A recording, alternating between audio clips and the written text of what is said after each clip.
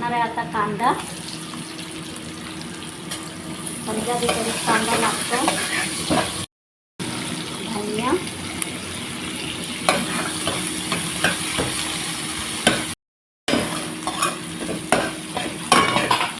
मीठ टाकते म्हणजे कांदा लवकर होईल.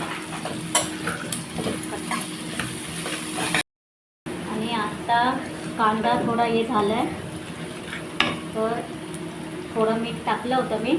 थोडं मीठ टाकते अजून. आणि लाल मिरची पावडर 3 चम्मच. आणि काय धनिया पावडर, हळदी 4 चम्मच, लाल मिर्च.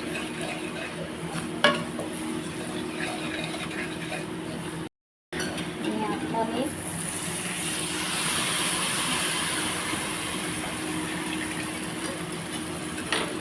ते काय टाकलं? ही कढी आहे, ताक, बेसन. आणि पंजाबी कढी म्हणजे थोडं दही ताजं होतं, गोड दही आहे म्हणून मी लिंबू टाकते अर्धा.